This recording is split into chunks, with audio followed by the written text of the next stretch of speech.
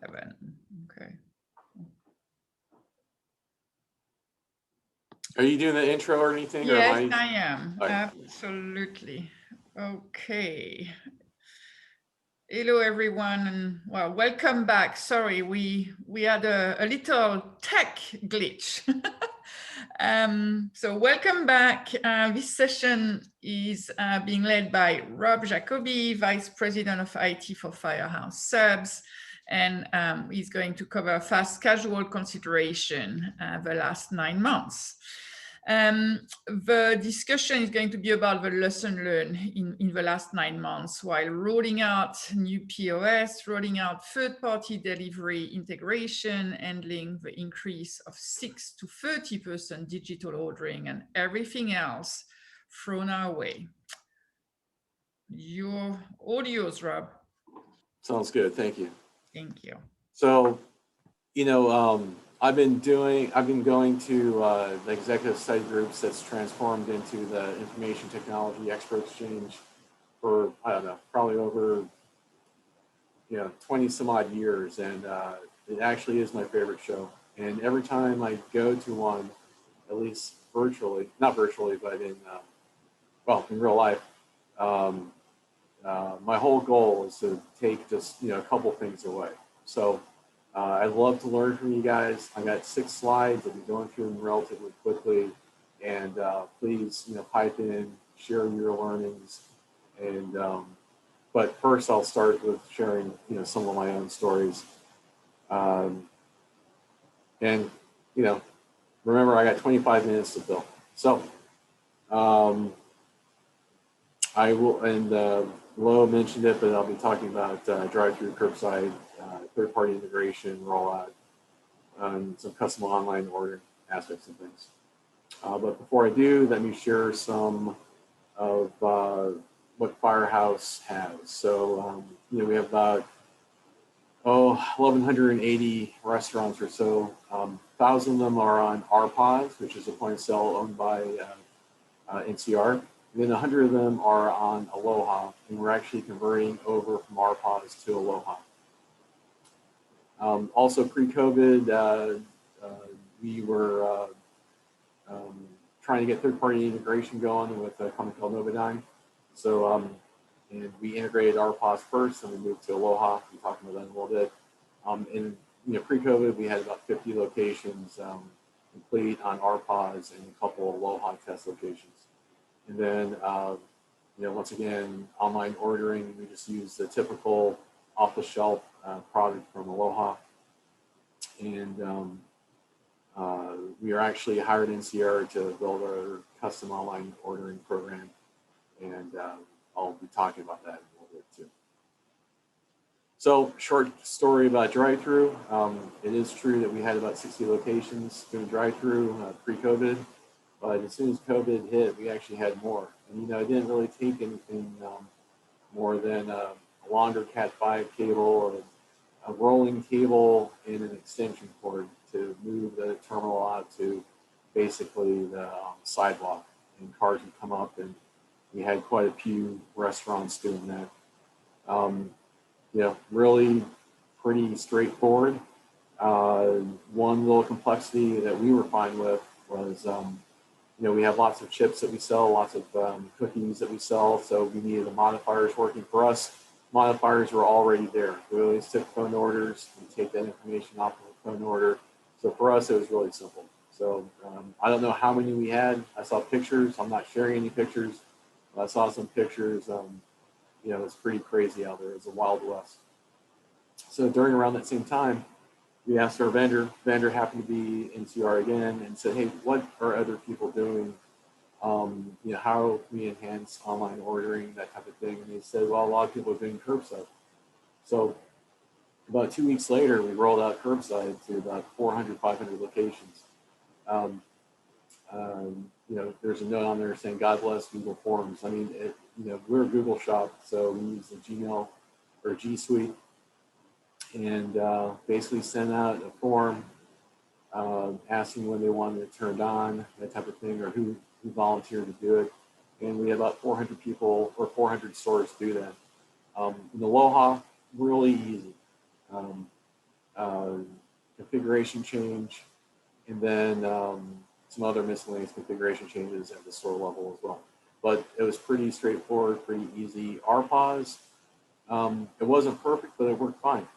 Basically, we jerry-rigged where it said special instructions.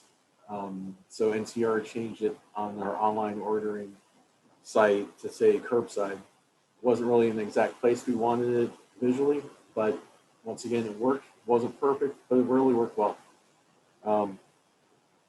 So I'm going to breathe for a second. As you can see, I'm going pretty fast. I don't know if any of you guys have any learnings that you can share with the group. But if you can, I'd love to hear anything about what you guys did in regards to the drive-through enhancements or vendor or curbside stuff.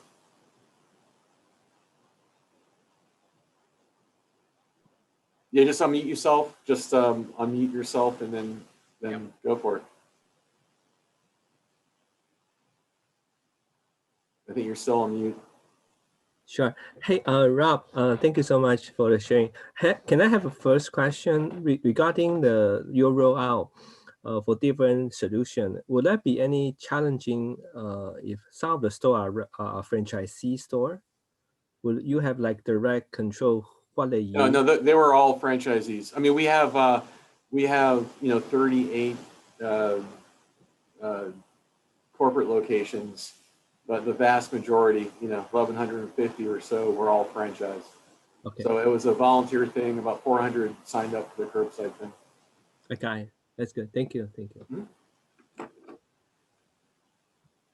All right. Well, on to my storytelling. Third-party integration. So, obviously we're talking about the third-party delivery companies getting integrated into a point of sale. Everybody wanted it. But the way that we rolled it out, we sort of took our time for it. So we were really rolling it out like 30 to 70 locations a week. And that's really all we could handle. And there were some, I don't want to say that there are complications, but I mean, it is a complicated process. On Mondays, we were, say, doing Uber Eats. On Tuesday, DoorDash. On Wednesdays, Postmates, that type of thing. That was the best way that we figured out to handle the craziness of rolling out the third-party integration. Some of the largest issues that we saw were dealing with menu configuration and printing of how it would print inside the store.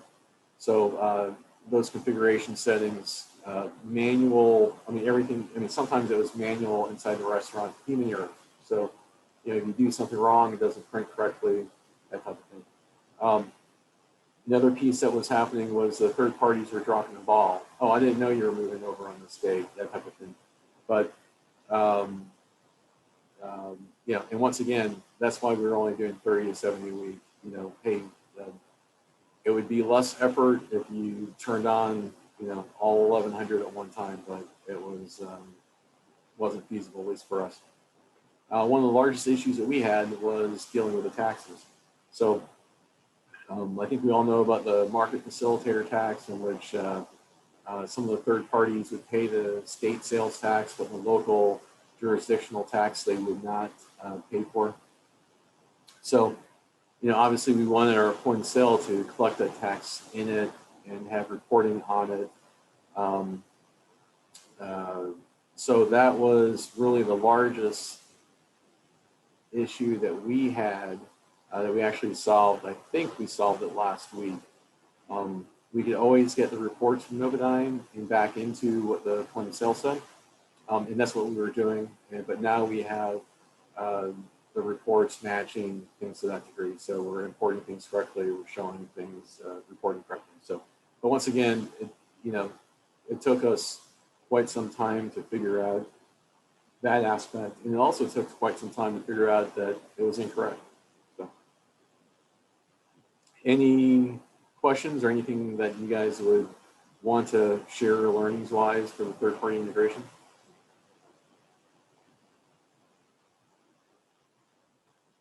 Okay. So rolling out a new point of sale. We rolled out 30 to 50 a week. some of the best practices that, that we learned going through this whole thing was, and maybe it's obvious, but, use the same local tech, which means don't schedule, 2 or 3 or 4 for the same day. Do one a day in each geographical area. Try and balance out time zones. So, if we use a third party to do it all, but we help from time to time, and the third party helped us. If you think about it in two pieces, one is the local tech would just take the equipment and install it. I mean, it's pretty simple, unbox your point of sale, put the point of sale in, plug it in, give it a new server in the back, and theoretically it should go real smoothly on the hardware aspect. I mean, even I can install some point of sale in the back office computer. So if I can do it, I think anybody can do it. So, however, you do get better with it over time. So after you do a handful of them, so just try and use the same local tech, even though you don't think it's much work. Consistency is a good thing. The time zone aspect of it goes to really whoever is then dialing in, making sure it's configured and doing the rest of the tweaks, moving data around. So, if they're doing, 30 in a night, it's easier, 30 to 50 a week, say it's 6 or 7 a night.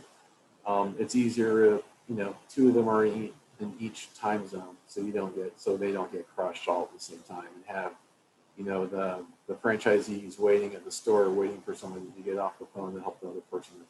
So the way that we did the training was we had area reps that we went out to train, and what we preached was a 3-day training. So we had some online training materials. So they learned it online. Then somebody from HQ would show up, train the area representative, ask them questions. That night it would get installed, so we would stay for that period of time, and then obviously the next morning we were there the whole day, whole night, be there through close, and then the next morning we would be back out there, and we asked the area reps to do the same thing that we did for them. So it'd be like a 3-day turnaround time per store. One of the things that we also found out or figured out, I guess, is that we wanted a sign off. So sometimes human error again, right? Sales tax could be incorrect, pricing could be incorrect. Sometimes credit cards were going to the wrong bid. Gift cards were going to the wrong bid. Bank accounts basically. So we had to sign off. Basically, people that we had doing the installs would sign off, saying they tested everything. The area representative would sign off that everything looked good.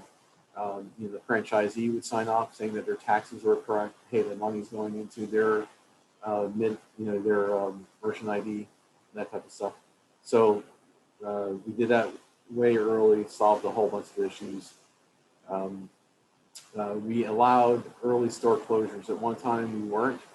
And then, if the franchisee wanted to close a couple hours early, we let them do it, and worked out fine. And then we tested in the morning. So even though our help desk people tested at night, you would not believe the things that we found out the next morning. Some things wouldn't work that theoretically were working the night before, were not working in the morning. So once again, every single morning, people woke up, would ring in like a cookie order online, would ring in a cookie on the app. Once again, make sure that the credit card stuff was working, loyalty was working, that aspect of things. So even though it was tested at night, I just say, hey, you know what? Test it in the morning as well.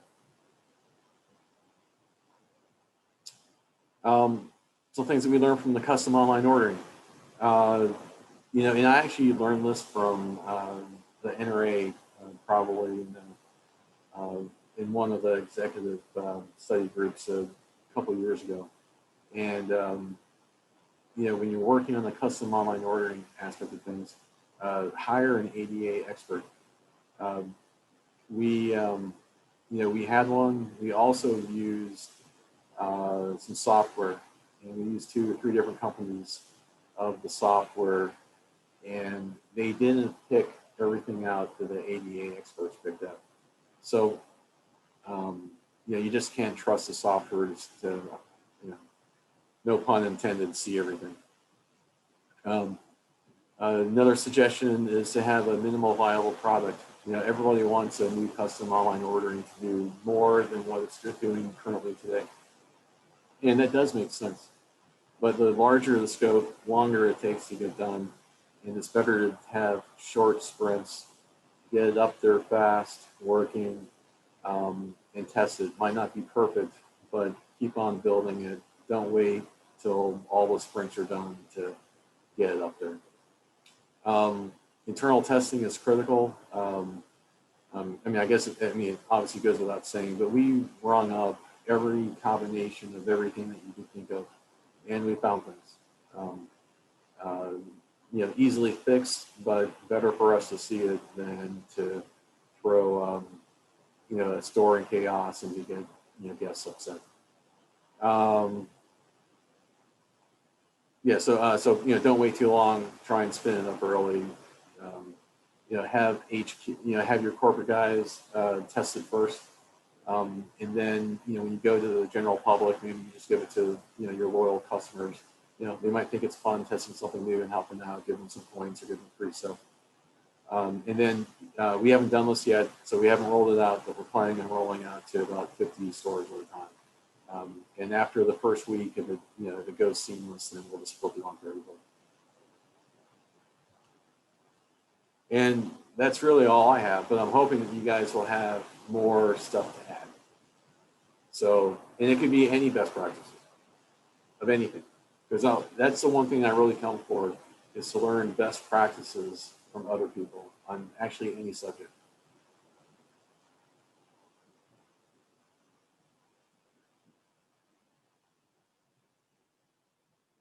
Nothing. Okay. Well, I guess I got 3 minutes of filler time, so I'll tell you guys a funny story. It just happened yesterday. So I had a franchisee call, and there was, you know, they didn't get scammed. They didn't fall for the scam, but what the scam was somebody calling a franchise store saying they're from corporate.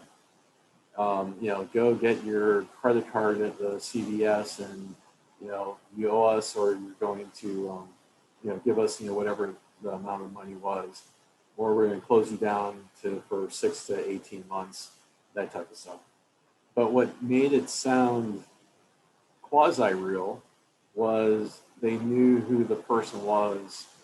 They knew their POS ID, they knew their telephone, and they actually gave 800 number to call for, you know, for the corporate office. So if you don't believe me, you know, here's the 877 number, call this number for the corporate office. So they turned out, if you called that number, which, you know, we did just, you know, after the fact, and it said, hey, HQ, you know, the Firehouse Subs corporate office, press 1 for HR, press 2 for this, press 3 for that, you know, that type of thing. Today, that same 877 number says it's a Krispy Kreme corporate office. So if anyone from Krispy Kreme is out there, one of your franchisees may be getting a phone call.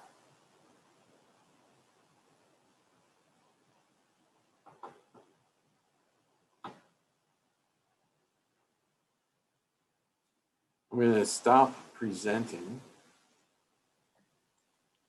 Thank you, Rob.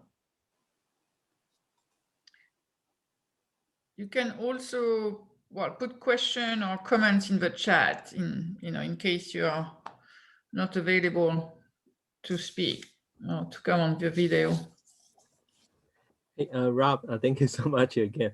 Can you share what did you do with your third-party delivery? Are you 100% integrated? Did you have like all the different third-party delivery can come directly onto your POS system, the one you just rolled out? No, we just rolled out the major ones. So we rolled out Post. So we went with Novodyne, and they, I mean, they'll do anything we sort of want. You know, Grubhub's next. After that is Easy Cater, Skip the Dishes for our Canadian franchisees, that type of stuff. But right now, it's just it's a big three. It's well, it's three of the big four. So it's Uber, Postmates, and DoorDash. Did they order all come directly onto your POS, or actually they have running different system for ordering system? So they're just using the Grubhub apps on their phones to order. It goes through it goes through Novodyne. Novodyne throws it into our POSs, whether it's our pods or OLOG. Okay, I got it. Sure, thank you. There was a question came through the chat, Rob. So let me just read it, if that's okay. Yeah, please. For takeout only business, do you have recommendation on how to maintain staff motivation in fulfilling delivery orders for the third-party delivery services who do not pass gratuity through to the restaurant? Are there workarounds for passing tips to staff for these orders? So it's literally, yeah, when you are, you know, all your business or most of your business is going through the third-party delivery, how do you make sure your staff stay motivated at their job, knowing what they are not going to get the tips they would be having in the normal circumstances? Yeah, that's a great question. So for us, we don't do delivery, and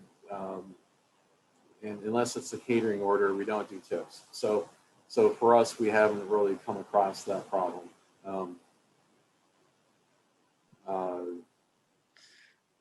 Yeah, that can be a question maybe to share with a wider audience to some extent, because there might be others who have the situation. I don't know.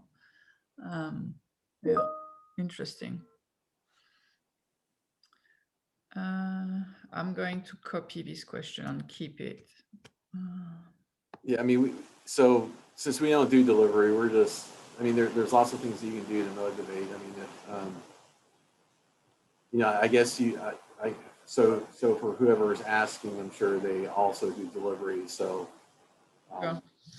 so, you know, I can see that aspect of things too, but, yeah, I mean, that's a hard one. Sorry. I don't think I can. No problem. Yeah, we try and motivate our, you know, cashiers, have an incentive, you know, for, you know, selling more desserts, you know, upselling, that type of thing. So, I mean, that, you know, heard those things to help motivate, make into a contest, that type of stuff. Yeah. And, you know, obviously if they're not delivering, and if they're doing something else, then, Sure. It's all right. yeah. We're actually going to wrap up. We need to wrap up. So we can give the opportunity to everybody to go and grab a drink of their choice. We will. We hope you reconvene with us. So we will drop from this session, and the last one is more a wrap up. Thank you to everybody, and a cheers for the day. So thank you again, Rob, for your presentation, and I will see you all in less than 5 minutes, in 3 minutes or so, for closing. Thank you so much. Thank you. Bye.